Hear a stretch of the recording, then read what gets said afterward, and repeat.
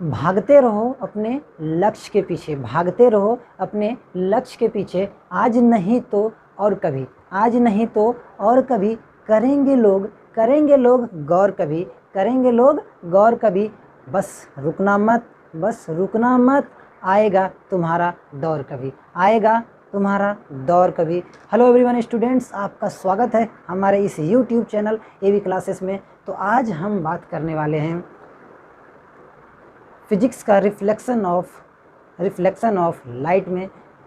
पिछले टॉपिक में हम देखे थे कि टाइप ऑफ मिरर, उनमें से हम बात किए थे स्फेरिकल मिरर के बारे में, और आज हम बात करने वाले हैं उनके कुछ इम्पोर्टेंट पॉइंट्स के बारे में। जैसे आज हम आपको बताने वाले हैं कि गोलीय दर्पण में कौन कौन सा इम्पोर्टेंट पॉइंट्स हो सकता है, तो उनके बारे में हम देखते हैं। ठीक है, तो आइए देखते हैं। तो हम पिछले क्लास में हम बताए थे आप लोगों को कि ये मिरर है, तो किस टाइप का मिरर है हम आप लोगों को बताए थे। तो कैसा मिरर है, ये है अवतल दर्पण है। कैसा दर्पण है? अवतल दर्पण है। क्यों? क्योंकि इसका परावर्तक सतह ये क्या है, धसी हुई है। इनका परावर्तक सतह क्या है, धसी हुई है, तो इसलिए इस दर्पण को क्या कहा गया, अवतल दर्पण कहा गया। तो अब उत्तल दर्पण में भी आप देख सकते हैं, ये है,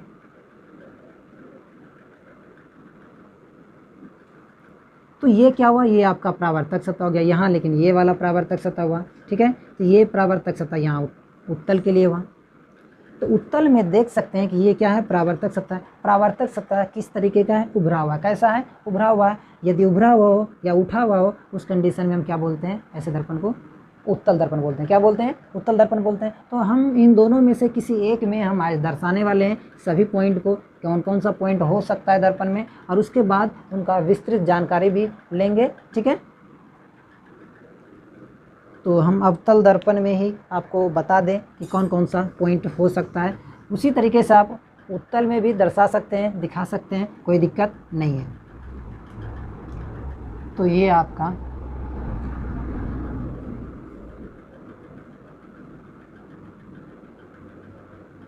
ये एम और एन जो देख रहे हैं, ये आपका क्या हो गया, द्वारक हो गया। क्या हो गया, द्वारक हो गया। द्वारक किसको कहते हैं, द्वारक किसको कहते हैं, या द्वारक क्या है। ठीक है, एपर्चर। तो किसी भी दर्पण का जो प्रभावी परावर्तक सतह का जो डायमीटर होता है, जो व्यास होता है, उसको कहते हैं द्वारक। क्या कहते हैं, द्वारक किसको कहते हैं। ध्यान दीजिएगा एक बार फिर से कि किसी भी दर्पण का या दर्पण के परावर्तक सतह का जो व्यास होता है, ठीक है, उसे कहा जाता है द्वारक। ठीक है, तो ये दर्पण का क्या हो गया, द्वारक हो गया। तो ये क्या है, मुख्य अक्ष है। क्या है, मुख्य अक्ष, अर्थात मेन एक्सिस है। मुख्य अक्ष क्या है, मुख्य अक्ष। मुख्य अक्ष को बोलते हैं मेन एक्सिस बोलते हैं। क्या बोलते हैं, मेन एक्सिस बोलते हैं। तो मेन एक्सिस क्या है, मेन एक्सिस क्या है, जब किसी दर्पण को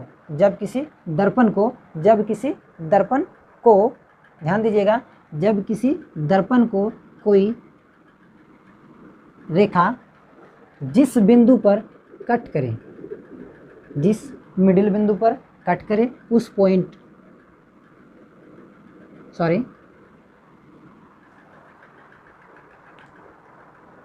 एक बार ध्यान दीजिएगा, मुख्य अक्ष किसको कहते हैं, मुख्य अक्ष किसको कहते हैं, ध्यान दीजिए। मुख्य अक्ष के पहले कुछ पॉइंट को देख लेते हैं, उसके बाद मुख्य अक्ष के बारे में देखते हैं। ठीक है, तो मुख्य अक्ष के पहले कुछ पॉइंट को देखते हैं। जैसे इस पॉइंट का नाम दिया गया पोल, अर्थात ध्रुव। क्या नाम दिया गया, ध्रुव दिया गया नाम, अर्थात पोल कहा गया। इस पॉइंट को क्या नाम दिया गया, पोल कहा गया। अब देखिए, पोल से पहले एक पॉइंट आता है जिसे कहते हैं क्या, मुख्य फोकस कहते हैं, मेन फोकस कहते हैं। ठीक है, और इस मुख्य फोकस से भी पहले आता है, मुख्य फोकस से पहले आता है वक्रता केंद्र आता है। क्या आता है, वक्रता केंद्र। ठीक है, हम एक एक करके सभी पॉइंट पर चर्चा करने वाले हैं। तो पहले हम बताते हैं आपको ये पोल क्या होता है। ठीक है, उसके बाद हम बताएंगे मुख्य अक्ष क्या होता है। तो मुख्य अक्ष के बारे में पहले जान लेते हैं। मुख्य अक्ष किसको कहते हैं, पोल।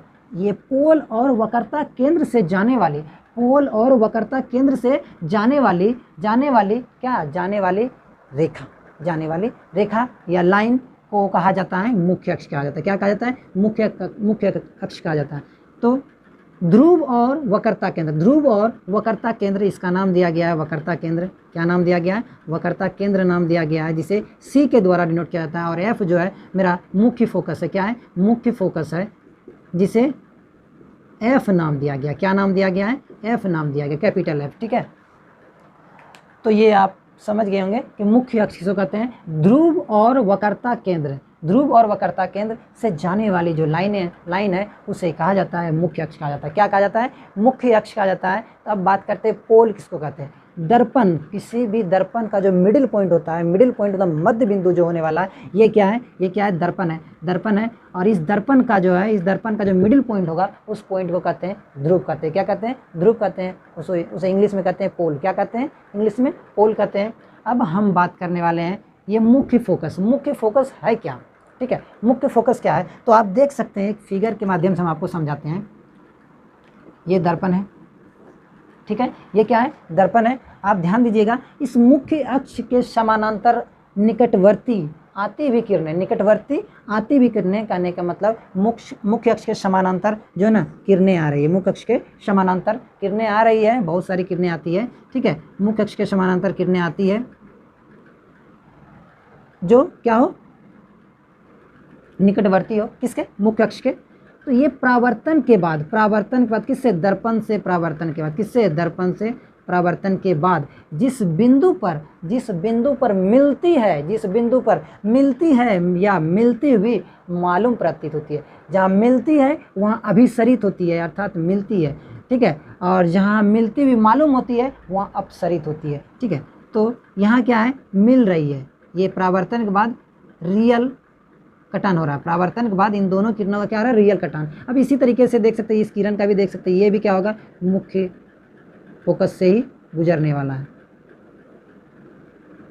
तो जितनी भी किरणें आएगी मुख्य अक्ष के समांतर, वो मुख्य अक्ष के समांतर आएगी। वो कहाँ से गुजरेगी? मुख्य फोकस से गुजरेगी। तो मुख्य फोकस का परिभाषा क्या हुआ? मुख्य अक्ष के समानांतर निकटवर्ती आपतित किरणें, मतलब आने वाली किरणें परावर्तन के बाद। किससे? दर्पण से परावर्तन के बाद जिस बिंदु पर मिलती है या मिलती हुई प्रतीत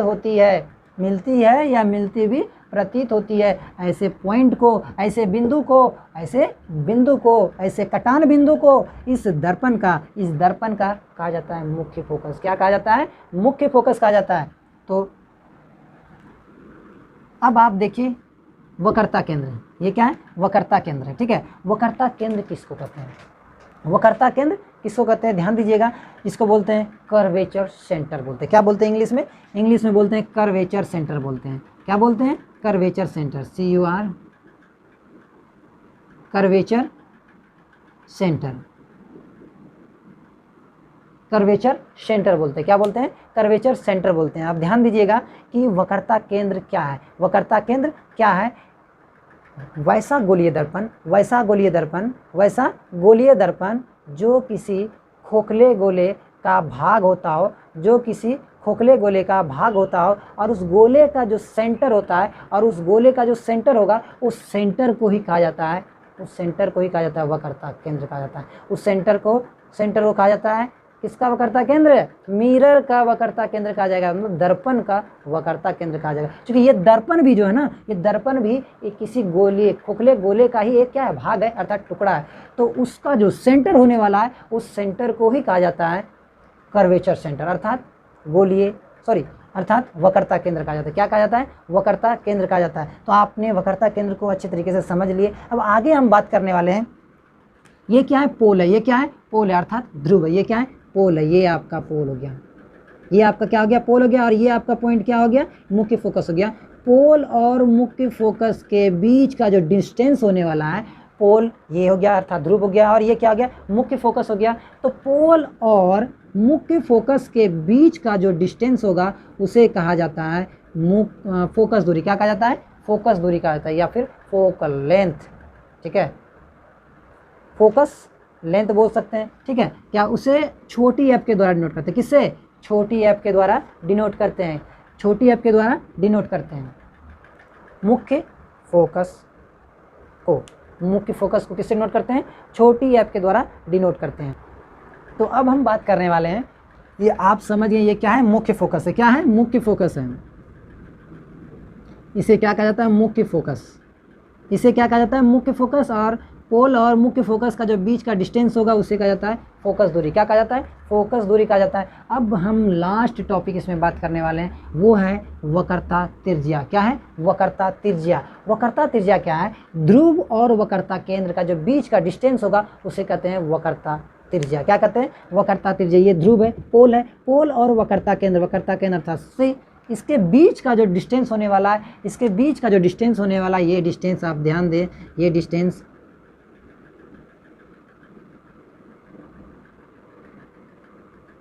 इस डिस्टेंस का नाम दिया गया कैपिटल आर। इस डिस्टेंस का क्या नाम दिया गया, कैपिटल आर।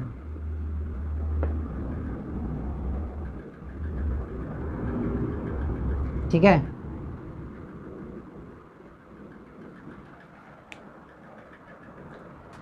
तो ये हो गया आपका ध्रुव और ये हो गया आपका वक्रता केंद्र। ध्रुव को पोल कहते हैं और ये वक्रता केंद्र को क्या कहते हैं, वक्रता केंद्र को कहते हैं कर्वेचर सेंटर कहते हैं। क्या कहते हैं, कर्वेचर सेंटर। इनके बीच का जो डिस्टेंस होने वाला है उस डिस्टेंस का नाम दिया गया वक्रता त्रिज्या। क्या नाम दिया गया, वक्रता त्रिज्या नाम दिया गया। आप यहाँ लिख सकते हैं वक्रता त्रिज्या आर।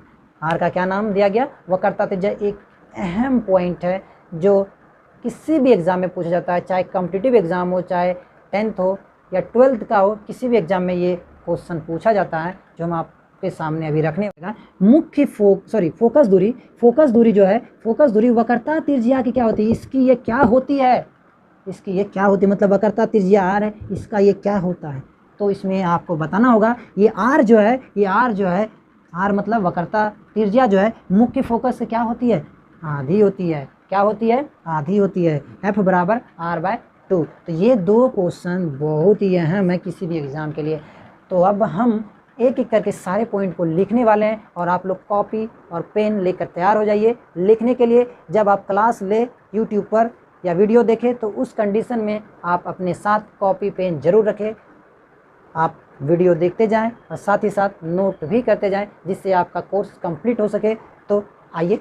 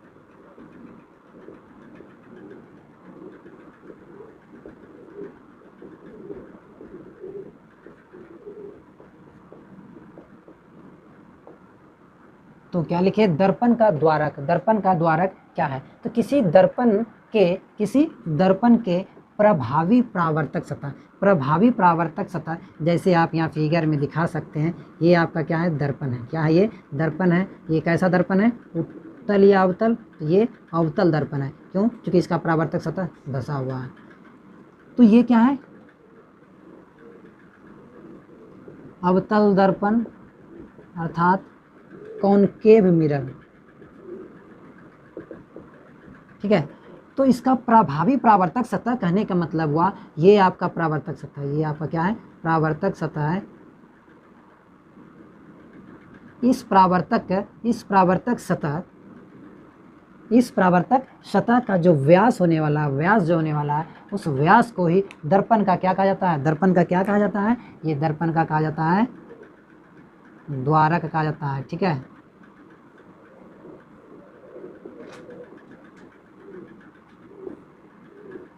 दर्पण का क्या कहा जाता है, द्वारक कहा जाता है। क्या कहा जाता है, एपर्चर, APERTURE। इंग्लिश में आप इस लिख सकते हैं एपर्चर,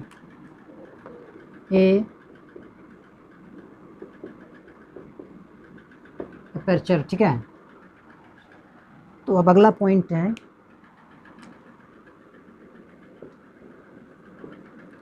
दर्पण का ध्रुव या पोल।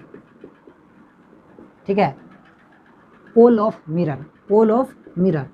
तो किसी दर्पण के मध्य बिंदु को क्या कहा जाता है, पोल। तो हम बताए थे आपको कि किसी भी दर्पण का जो मध्य बिंदु होने वाला है उसे क्या कहा जाएगा, पोल कहा जाएगा। क्या कहा जाएगा, पोल। तो यहाँ आप लिख सकते हैं किसी दर्पण के मध्य बिंदु को पोल या ध्रुव कहा जाता है। तो आप फिगर में भी देख सकते हैं। तो ये आपका क्या हो गया, ये आपका हो गया पोल हो गया, ये आपका क्या हो गया, पोल हो गया। इसे कहा जाएगा पोल कहा जाएगा, अर्थात P। इसे P के द्वारा डिनोट किया जाता है। आप नोट कर सकते हैं, इसे P के द्वारा सूचित किया जाता है।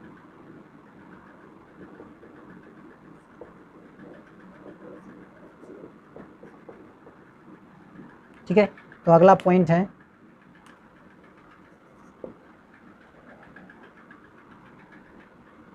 मुख्य अक्ष। क्या है, मुख्य अक्ष, मेन एक्सिस।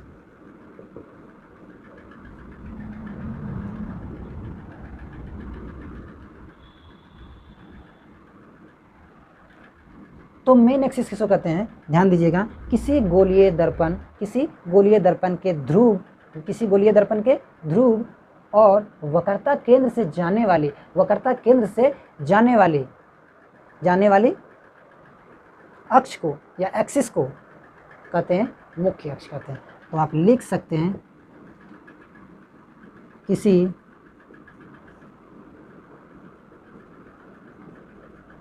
गोलीय दर्पण तथा वक्रता केंद्र से होकर जाने वाली एक्सिस लाइन को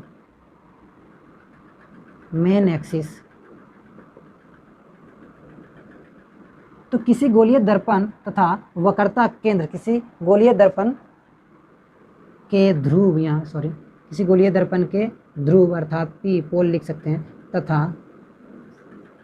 तथा किसी गोलीय दर्पण के P तथा वक्रता केंद्र C से होकर जाने वाली एक्सिस लाइन को मेन एक्सिस कहा जाता है। तो आप देख सकते हैं, इसके लिए भी फिगर देख सकते हैं। आपको फिगर से हम बता रहे हैं, देखिए।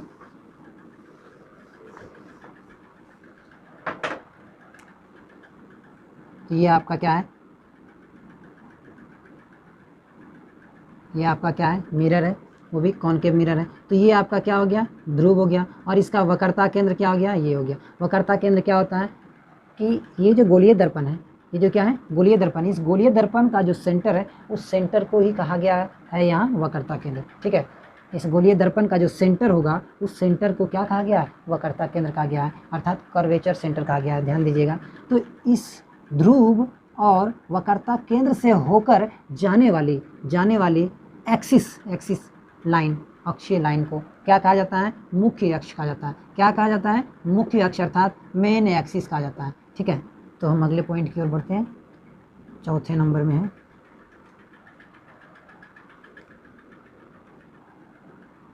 मुख्य फोकस। क्या है? मुख्य फोकस, इसे कहा जाता है मेन फोकस, FOCUS। तो मेन फोकस है क्या? तो हम आपको पहले बताएं क्या कि मुख्य अक्ष के समानांतर, मुख्य अक्ष के समानांतर, मुख्य अक्ष के समानांतर आती निकटवर्ती, बोल सकते हैं निकटवर्ती किरणें दर्पण से परावर्तन के बाद, दर्पण से परावर्तन के बाद जिस बिंदु पर मिलती है या मिलती हुई मालूम होती है, उस बिंदु को, उस दर्पण का कहा जाता है मुख्य फोकस कहा जाता है। क्या कहा जाता है? मुख्य फोकस कहा जाता है। और मुख्य फोकस को कैपिटल F के द्वारा डिनोट किया जाता है। तो इसे भी लिखा जाए।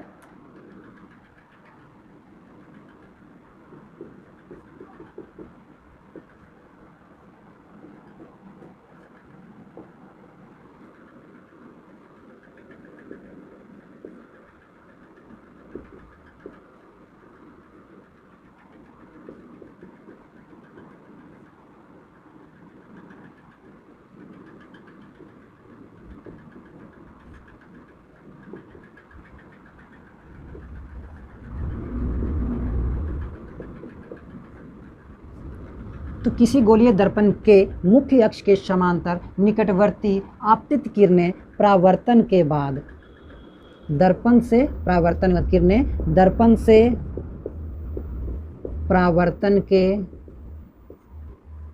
बाद, दर्पण से परावर्तन के बाद मुख्य अक्ष के जिस बिंदु पर मिलती है अर्थात अभिसरित, मिलती है या मिलती हुई मालूम होती है, मिलती है या मिलती हुई मालूम, मिलती है या मिलती हुई मालूम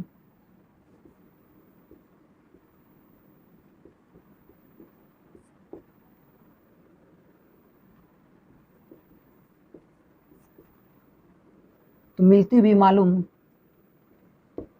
पड़ती हो, उस पॉइंट को उस दर्पण का मुख्य फोकस कहा जाता है। ठीक है, इसे कैपिटल F के द्वारा सूचित किया जाता है। तो आप फिगर से समझ सकते हैं। तो अब आपके लिए दो फिगर इसमें होगा, एक तो मिलती है, दूसरा मिलती हुई मालूम होती है। तो मिलती है तो मुख्य अक्ष के समानांतर निकटवर्ती ये किरणें हैं, क्या है, आ रही है। दर्पण से परावर्तन के बाद, दर्पण से परावर्तन, सॉरी ये दर्पण अभी नहीं, ये कांच था, अब दर्पण बन गया। अब क्या हो गया? दर्पण बन गया।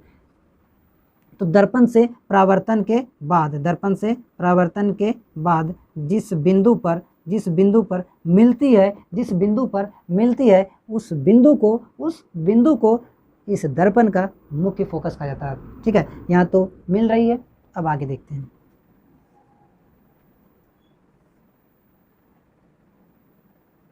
ये आपका उत्तल दर्पण है, जिसे कहते हैं कॉन्वेक्स मिरर कहते हैं। ठीक है, तब इसमें देखते हैं। ये मुख्य अक्ष के समानांतर किरणें आ रही है, और क्या है कि दर्पण से परावर्तन के बाद, दर्पण से परावर्तन के बाद, दर्पण से परावर्तन के बाद, दर्पण से परावर्तन के बाद जिस बिंदु पर मिलती हुई मालूम होती है, जिस बिंदु पर मिलती हुई मालूम होती है उस बिंदु को कहा जाता है, उस बिंदु को कहा जाता है, उस दर्पण का मुख्य फोकस कहा जाता है। ठीक है, तो हम इस किरण नारे को जो ना दिखाते हैं पीछे की ओर थोड़ा, तो आपको दिखेगा कि वो किरणें किसी एक बिंदु से आती हुई मालूम हो रही है, आती हुई मालूम हो रही है। तो इस पॉइंट का नाम दिया गया मुख्य फोकस, और यहाँ भी इस पॉइंट का नाम दिया गया मुख्य फोकस। तो ये हो गया आपका, ये हो गया आपका अवतल दर्पण में, और ये आपका हो गया उत्तल दर्पण में, ये आपका हो गया उत्तल दर्पण में। ठीक है, तो अब आप इसे समझ गए होंगे, तब आगे बढ़ते हैं।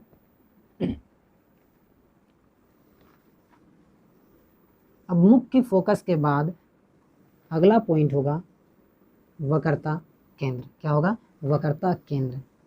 तो अब ध्यान दीजिएगा, वक्रता केंद्र किसको कहते हैं?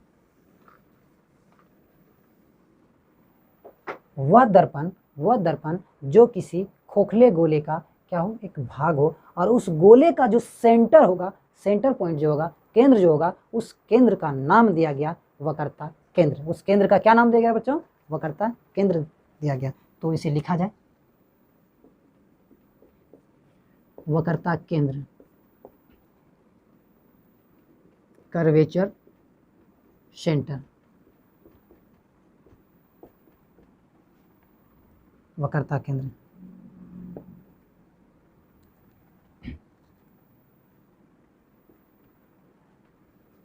वैसा गोलीय दर्पण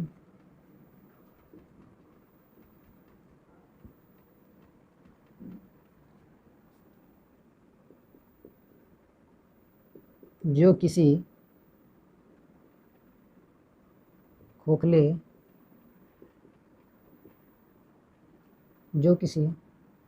गोले का एक भाग हो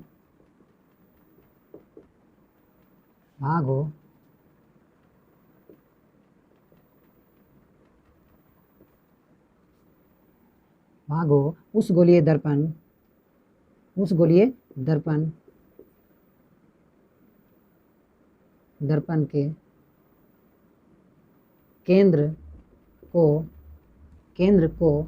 के केंद्र को दर्पण का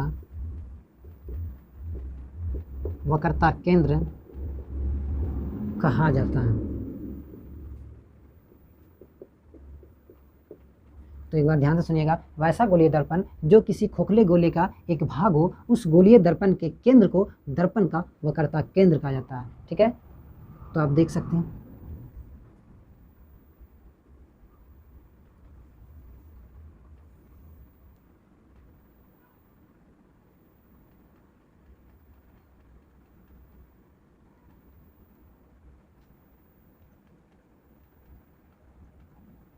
ये आपका mn क्या हो गया? दर्पण का द्वारक हो गया, और ये आपका केंद्र हो गया C, ये आपका केंद्र हो गया C।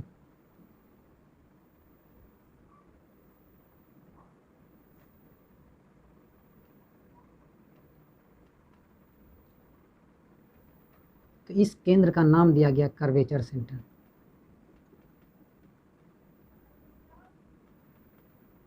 ठीक है, तो इसी केंद्र का नाम दिया गया कर्वेचर सेंटर, क्योंकि ये जो है मिरर जो है किसी गोलीय दर्पण का क्या है? एक भाग है, टुकड़ा है, और इस गोलीय दर्पण का जो सेंटर है, उस सेंटर का ही नाम दिया गया क्या? वक्रता केंद्र, अर्थात कर्वेचर सेंटर। तो अगले पॉइंट पर बढ़ते हैं।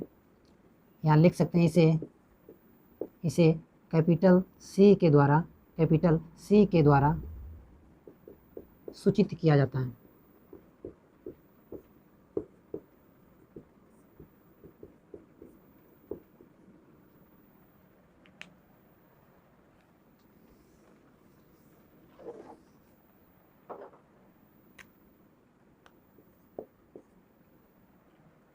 तो आइए, अगला पॉइंट है वक्रता त्रिज्या, कर्वेचर रेडियस। इंग्लिश में कहते हैं कर्वेचर रेडियस कहते हैं। क्या कहते हैं? कर्वेचर रेडियस कहते हैं। तो कर्वेचर रेडियस किसको कहते हैं? ध्यान से सुनिएगा, किसी गोलीय दर्पण में ध्रुव और वक्रता केंद्र के बीच की दूरी को वक्रता त्रिज्या कहा जाता है। तो आप देख सकते हैं इस मिरर में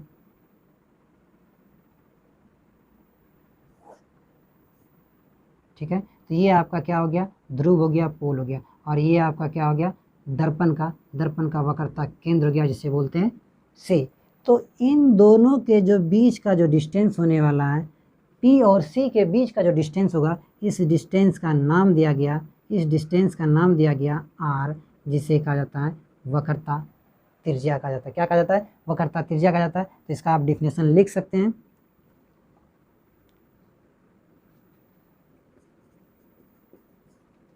किसी गोलीय दर्पण में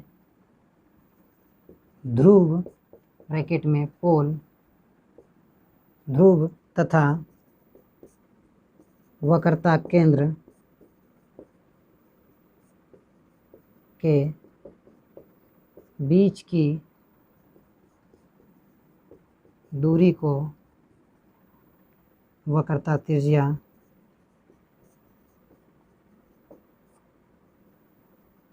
कहा जाता है। तो आप समझ गए होंगे वक्रता त्रिज्या किसको कहते हैं। तो किसी दर्पण का जो ध्रुव होगा, पोल होगा, और उसका जो कर्वेचर सेंटर होगा, उन दोनों के बीच का जो डिस्टेंस होगा, उस डिस्टेंस को कहा गया वक्रता त्रिज्या कहा गया, जिसे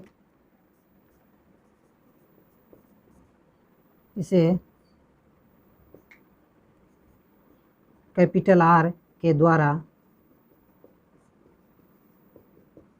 सूचित किया जाता है। तो ये आपका पूरी तरीके से कंप्लीट हो गया होगा, समझ में आ गया होगा। तो आगे बढ़ते हैं।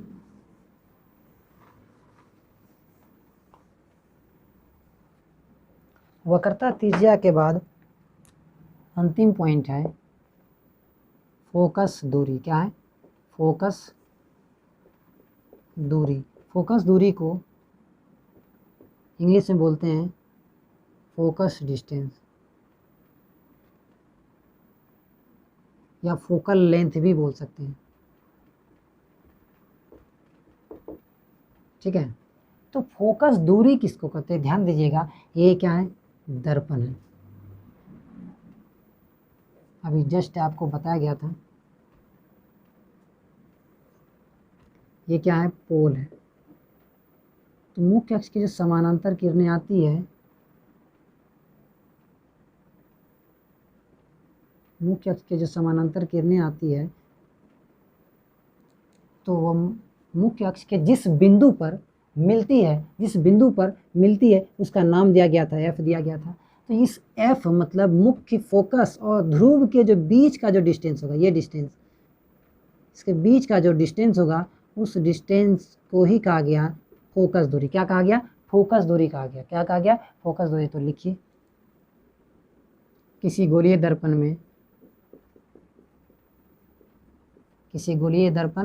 में ध्रुव ब्रैकेट में पोल तथा मुख्य फोकस के बीच की दूरी को फोकस दूरी कहा जाता है। इसे स्मॉल f के द्वारा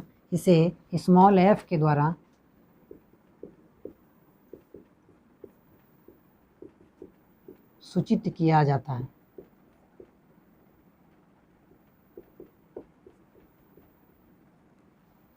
इसे स्मॉल f के द्वारा सूचित किया जाता है। तो यहाँ तक आप लोगों का कंप्लीट हो गया होगा, समझ में अच्छी तरीके से आ गया होगा। यदि आपको किसी भी तरीके का परेशानी हो तो आप कमेंट में लिख सकते हैं।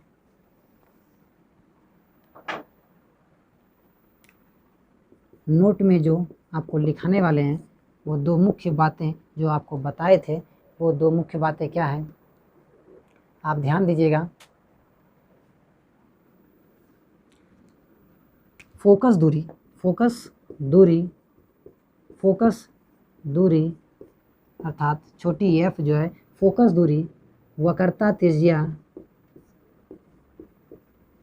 वक्रता त्रिज्या r की आधी होती है। ये काफ़ी इम्पोर्टेंट पॉइंट है, इसे आप याद रखिएगा। फोकस दूरी जो है, फोकस दूरी वक्रता त्रिज्या की क्या होती है, आधी होती है। तो आप देख सकते हैं फिगर के माध्यम से, पहले दूसरा पॉइंट भी लिख लेते हैं। तो यहाँ क्या देखे आपने, फोकस दूरी वक्रता त्रिज्या की क्या है, आधी है। अब क्या होगा, इसी लैंग्वेज को थोड़ा चेंज करने वाले हैं, लिखेंगे वक्रता त्रिज्या, वक्रता त्रिज्या, वक्रता त्रिज्या जो है r जो है, r जो है फोकस दूरी, फोकस दूरी f की क्या होती है, दुगुनी होती है। ये f का जो है दुगुनी कौन होता है, r होता है। ये वक्रता त्रिज्या जो है फोकस दूरी की क्या होती है, दुगुनी होती है, फोकस दूरी की दुगुनी होती है।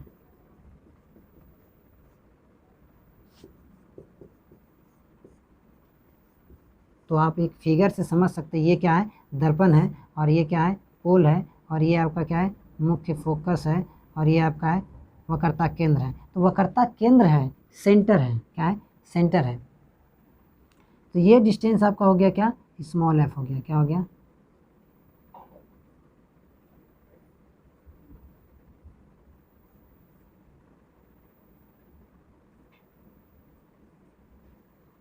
तो यहाँ ध्यान दीजिएगा कि ये f जो है, ये f जो है वक्रता त्रिज्या की क्या है, ये f जो है वक्रता त्रिज्या की आधी है। अब जब हम पलट करके इसी को पूछेंगे कि वक्रता त्रिज्या जो है, वक्रता त्रिज्या मुख्य फोकस फोकस दूरी के, वक्रता त्रिज्या जो है फोकस दूरी के क्या है, दुगुनी है। ये क्या है, दुगुनी है। अगर इसी चीज़ को उलट के फिर से अगर पूछा जाए तो फोकस दूरी वक्रता त्रिज्या की आधी है, इसकी ये क्या है, आधी है, ये आधी है, ये क्या है, दुगुनी है। ठीक है, तो यहाँ तक आप लोग समझ गए होंगे क्या होता है। इसका लिख सकते हैं f बराबर r/2 वाला कंडीशन होता है। क्या होता है, f बराबर r/2। अगर f बराबर r/2 तो r बराबर 2f, r बराबर 2f। ये इम्पोर्टेंट पॉइंट है, VBI। यहाँ तक आप लोग समझ गए होंगे। तो अब हम अगली वीडियो में चर्चा करने वाले हैं कि साइन कन्वेंशन क्या होता है। साइन कन्वेंशन क्या होता है, मिरर का जो साइन कन्वेंशन होने वाला है क्या होगा, उनके बारे में हम अगली वीडियो में चर्चा करेंगे। फिलहाल हम इस क्लास को यहीं स्थगित करते हैं। तो मिलते हैं अगले वीडियो में, तब तक के लिए बच्चों, जय हिंद।